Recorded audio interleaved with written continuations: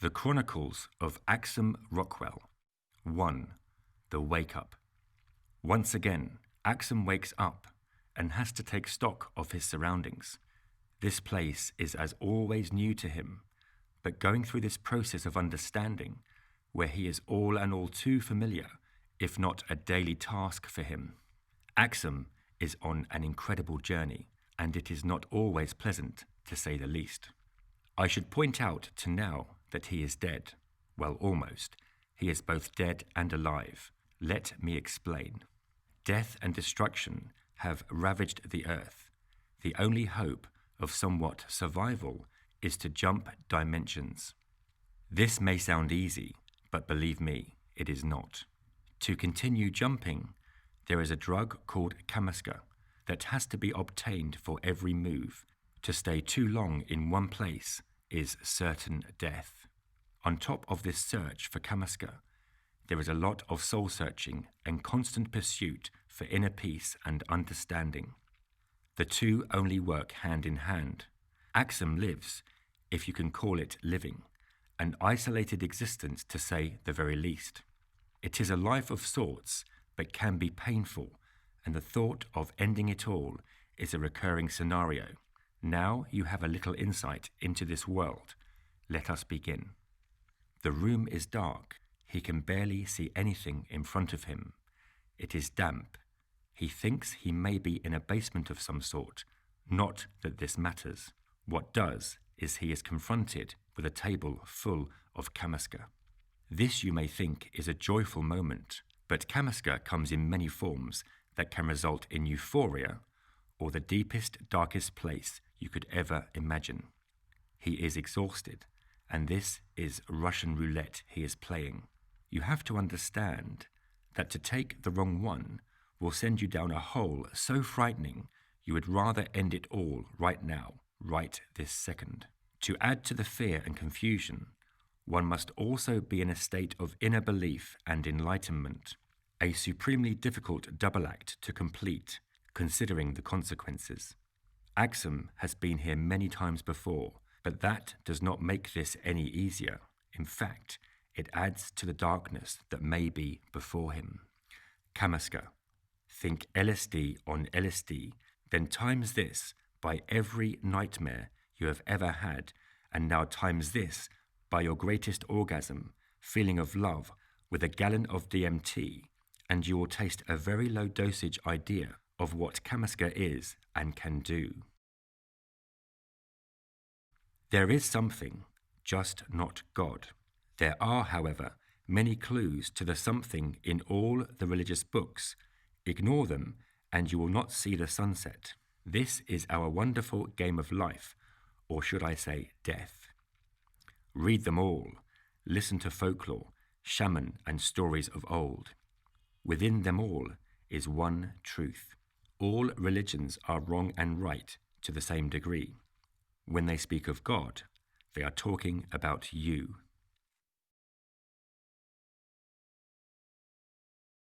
The smell of damp is felt deep within his lungs. The pain of drinking the wrong bottle sickens him to the core. The darkness of the room is reflected in his soul, with his heart pounding like a man facing the guillotine. Axum once again is drowning in his own fear. The self is the universe, and the self must survive. A decision has to be made. As he fondles, shakes and grips the blue bottle, his mind is in a complete state of fear, yet he also has to hold on to his inner calm and learnings. He has come a long way. Many thoughts and no thoughts have been learned. He knows he must continue. He readies himself for the next part of his journey. Good or bad, he twists open the bottle and with no more hesitation drinks the contents.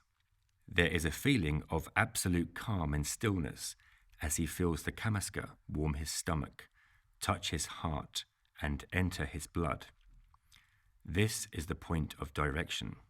As the potion slowly swirls around his bloodstream, there is a sudden rush to his head, like every organ and blood cell shoots into his brain at supersonic speed. The deed is done. Axum raises his head glowingly and full of joy. He has chosen well.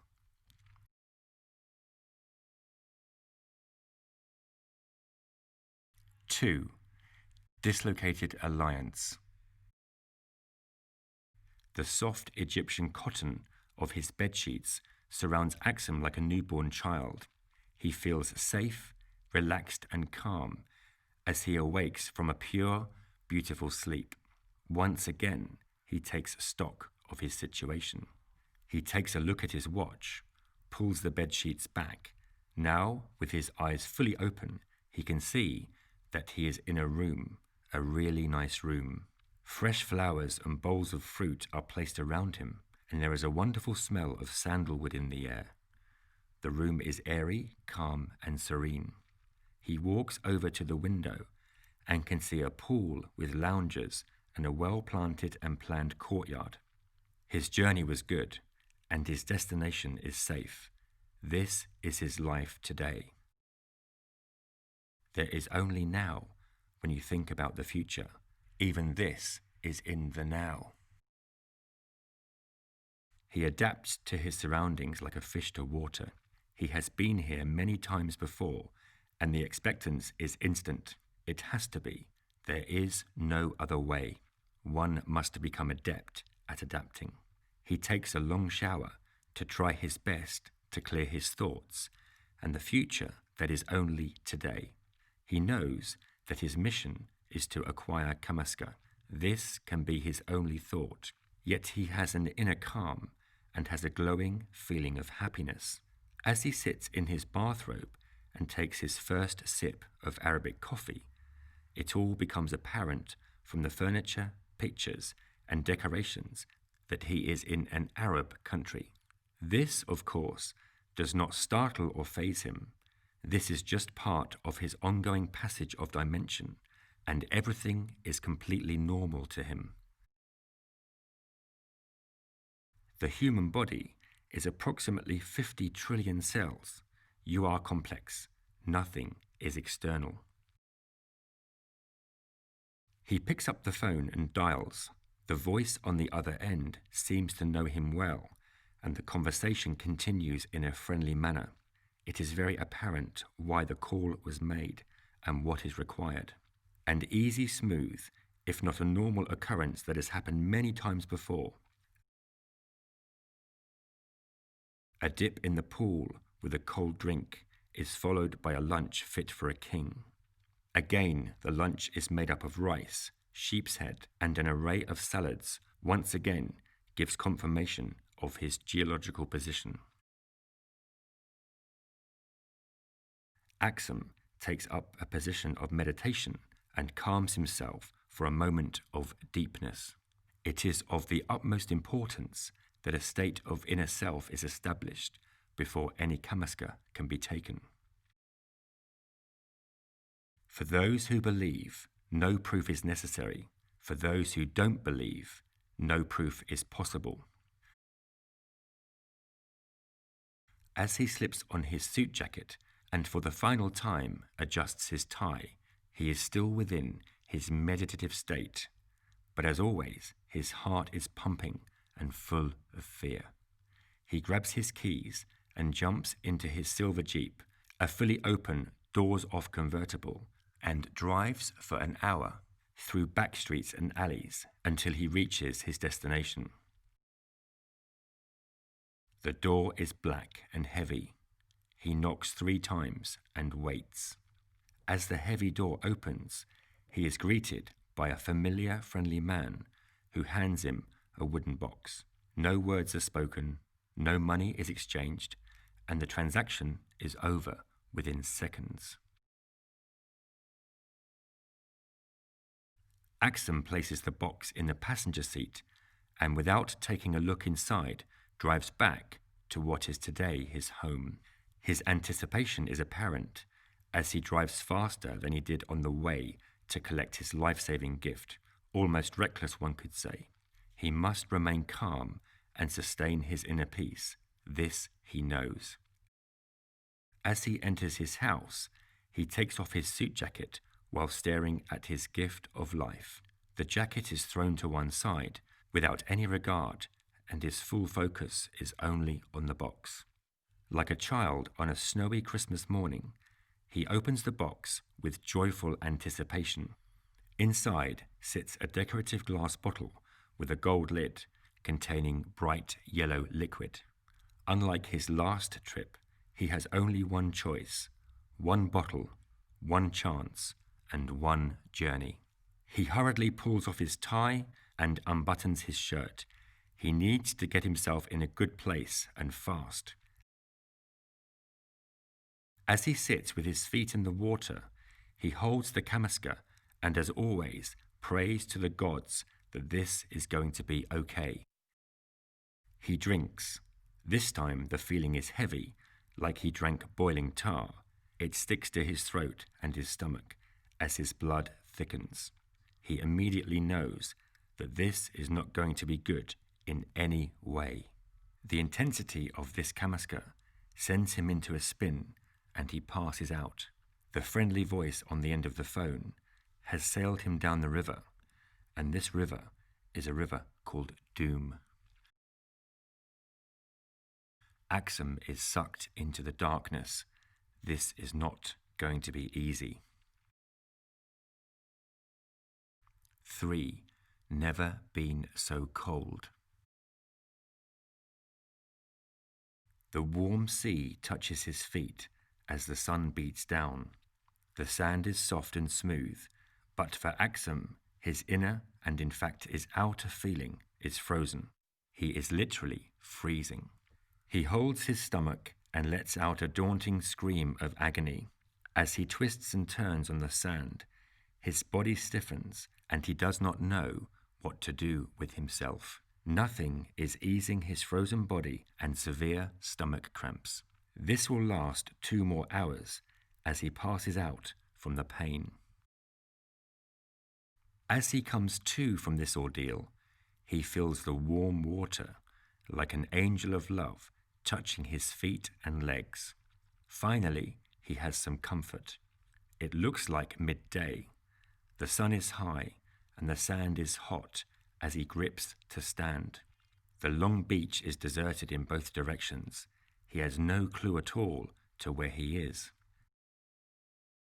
He staggers along the beach looking for signs of life. His bare feet sink into the heavy sand, making his steps even harder. After what seems an age, he finds a beach house and makes his way through the beach gate to the garden. As he approaches the house, he calls out, "Hello, hello, is anyone here?" His voice is fraught, hollow and weak. A door opens, and out comes running a young man, yelling, "Mr. Axum! Mr. Axum! What happened?" As the young man reaches Axum, he cradles him, and Axum collapses in his arms.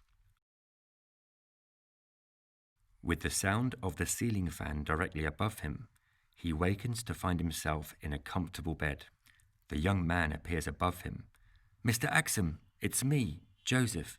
You are fine. Everything is okay. Please, drink some water," as he holds a cup to Axum's mouth. He drinks what he can and spills much of it down his face. Axum, of course, does not know this man, and moreover, has not a single clue about anything. "I think you may have hit your head and had a nasty fall. I'm always telling you to be careful on that surfboard." Axum asks, "Who are you? Where am I?" My, you have really done it this time, Mr. Axum." "I am Joseph. I am your houseboy, and you are in your house in Gaul." "Gaul?" Axum replies. "Yes, Mr. Axum, Gaul, Sri Lanka. You are in Sri Lanka, Mr. Axum.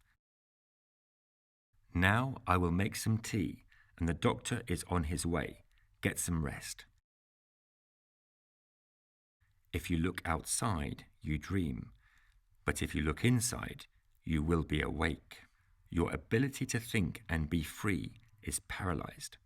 You live in a canned laughter world.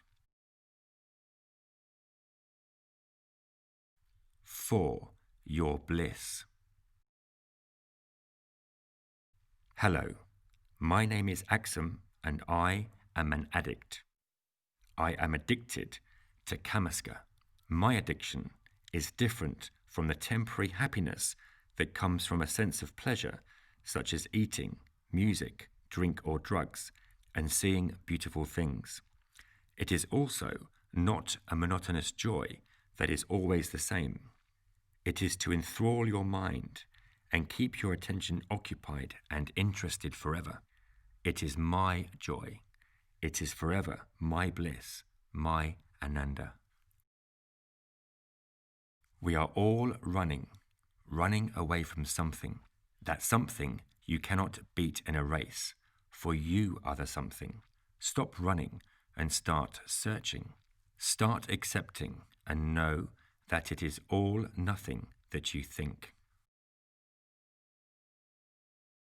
What if I told you that it is all upside down, it is all back to front? Everything is. When you are awake, you are really sleeping. Your day begins the moment you sleep. This is really when you have awoken. You are currently dreaming. You are asleep. Hello, my name is Axum, and I am an addict. I will use the word they. We do not really know who they are, and it is meant to be this way. They have been in power for centuries. They have been pulling the strings forever.